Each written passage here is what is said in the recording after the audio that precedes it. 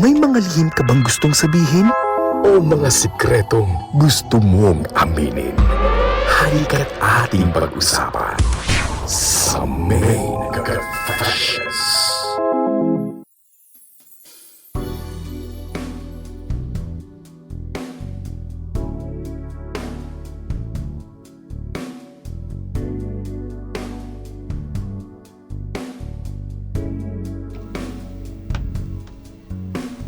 Dear DJ Main, itago mo na lang ako sa pangalang Risa. 30 years old. Ako po ay isang waitress sa isang bar dito sa May Rojas Boulevard. Madalang ko lang mapakinggan ang programa mo. Kaya pinapanood ko na lang ang mga confessions mo sa YouTube kapag uuwi ako ng umaga galing sa trabaho. Sa totoo lang, hindi ko akalaing darating ang panahon na ako naman ang magpapadala ng sulat sa inyo. DJ Main, lumaki akong sanay sa hirap. Ako yung tipo ng taong kailangang magbanat ng buto para lang magkaroon ng masarap na pagkain sa hapagkainan. Kaya noong makapasok ako sa isang sosyal na bar, tinanggap ko agad-agad. Malaki naman ang kita. Pero ang kapalit nun, isang matanda. Oo, DJ Main. Doon ko nakilala ang tatawagin nating sa pangalang Ernesto. Siya ay 65 years old. Isa siya sa mga matatandang madalas gumawi doon. Nung una, wala akong pakialam sa kanya. Pero dahil magulo ang tadhana, madalas niya akong tawagin sa table niya. Madalas niya akong bigyan ng tip. Lalo na kapag ako nag-serve ng pagkain sa kanya. At minsan kahit wala naman akong hinihingi, may mga regalo siyang biglang dumarating. Nung una tumatanggi ako. Kaya lagi niyang sinasabi sa akin na wala naman akong kapalit na hinihingi sa'yo. At dahil marami akong pinapasaan nung mga panahong iyon, may mga bayarin, may mga utang, at may mga pangarap na hindi ko maabot dahil kapos palagi sa pera.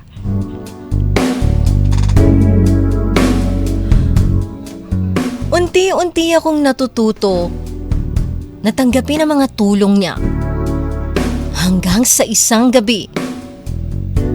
Inaya niya ako sa isang private dinner. At hindi na ako nagulat. Dahil alam ko kung ano ang posibleng kapalit nito. Pero sa isip ko, okay lang. Isang beses lang naman. Isang gabi lang. Tapos makakabalik na ako sa dati kong buhay. Kaya naman DJ Main, pumayag ako. At habang papunta ako sa meeting place namin, paulit-ulit kong sinasabi sa sarili ko na, Risa, tiisin mo na lang. Isang beses lang naman ito. Pero DJ Main, hindi ko alam kung bakit may kakaibang kaba akong nararamdaman o naramdaman noong mga oras na iyon. Parang may bahagi sa akin na nagsasabing, huwag ko nang ituloy. Akala ko ako ang may kontrol sa sitwasyon. Hindi ko alam na may mga bagay pala akong malalaman tungkol kay Ernesto. Tungkol sa kanya na magpapabago sa pananaw ko para sa kanya. Dahil mapera siya, tapos matanda na, akala ko quickie lang. Kaya inisip ko na baka saglit lang kami sa kama. Pero hindi ko inaasahan na manghihina ang tuhod ko sa isang tulad niya na 65 years old.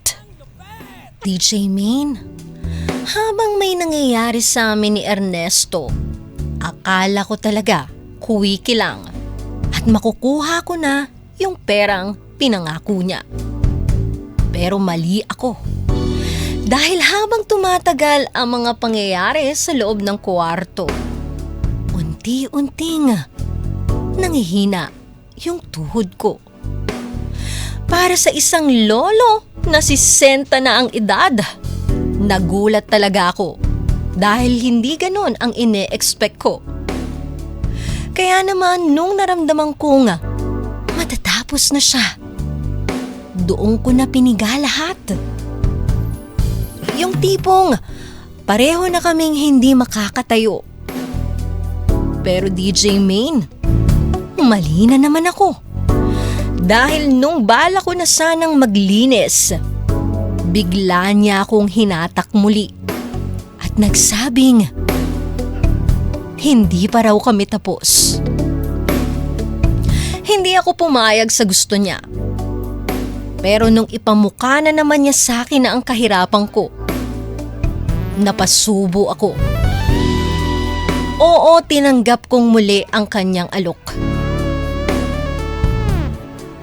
At sa isang pagkakataon, ang desisyon kong iyon ang nagdala sa akin sa isa pang matinding kahihiyan.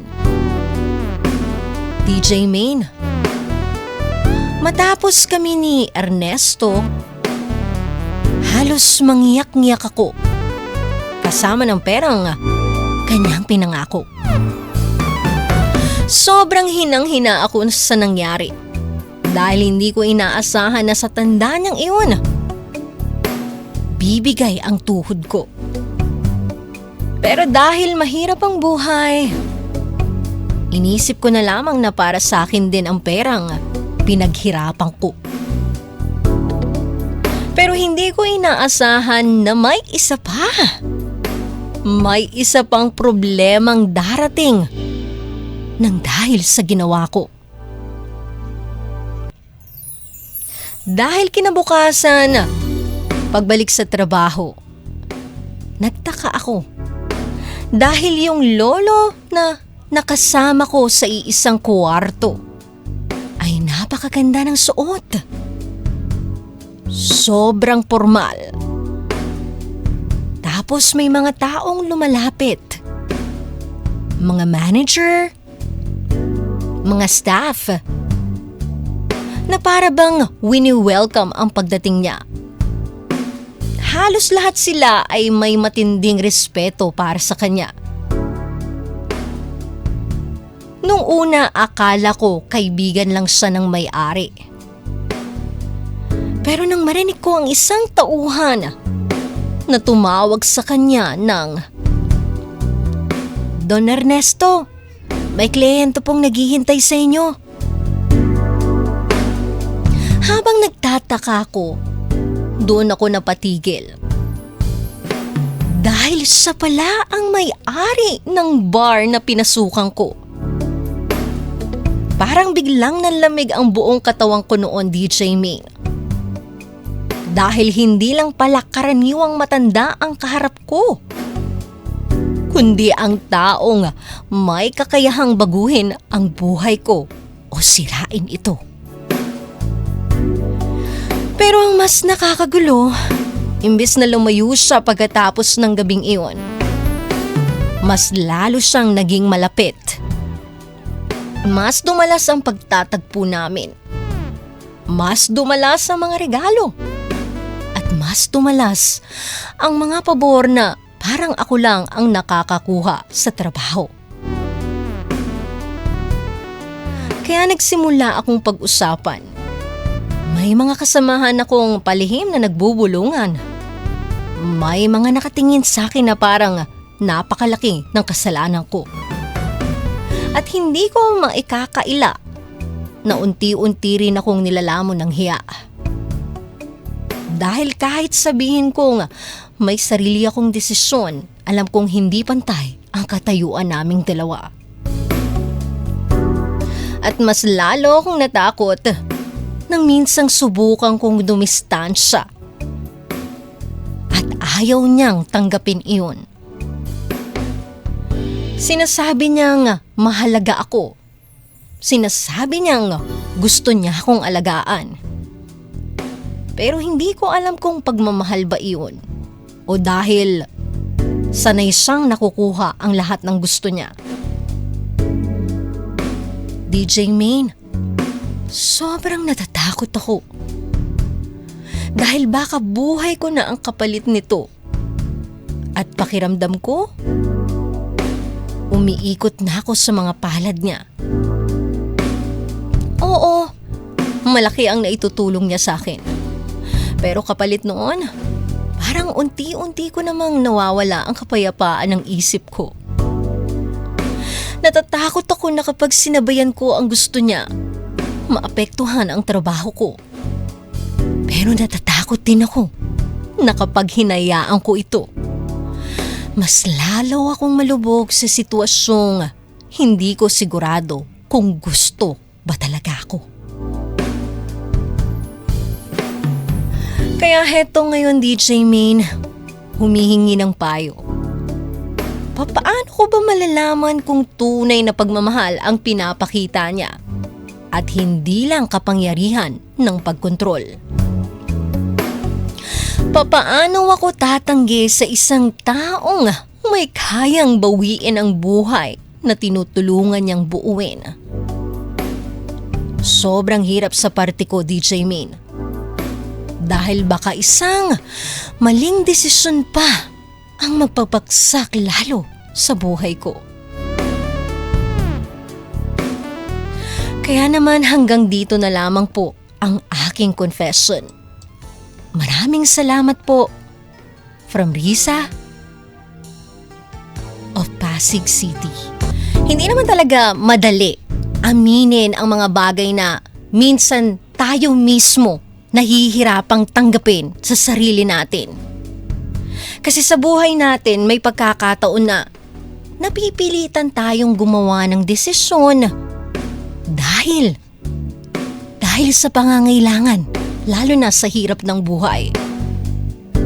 Siyempre andyan yung time na gipit tayo, nandyan yung time na for the family, para sa pamilya natin.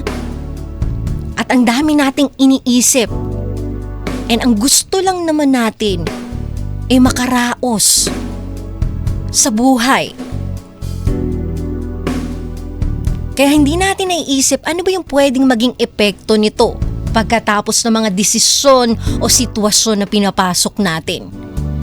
At syempre hindi kita huhusgahan dyan o kahit sino walang karapatan husgahan ang desisyon na ginawa mo. Dahil yung taong nakakaranas ng hirap, iba ang bigat na dala nito. May laban na hindi nakikita ng ibang tao. Pero syempre hindi natin mapiplease ang lahat. Meron at merong magjo-judge sa'yo kasi hindi nila naiintindihan yon, yung iyong dinadanas. Pero sa buhay, lahat tayo may choice. Pero Risa, gusto kong isipin mo na yung tulong ng isang tao ay hindi yan dapat maging dahilan para mawala yung respeto mo dun sa sarili mo. Ang pagiging grateful, thankful sa taong tumulong sa'yo ay hindi ibig sabihin na kailangan mong isurrender ang sarili mong kalayaan, ang yung sariling peace of mind, at yung karapatan na piliin mo yung tama para sa sarili mo.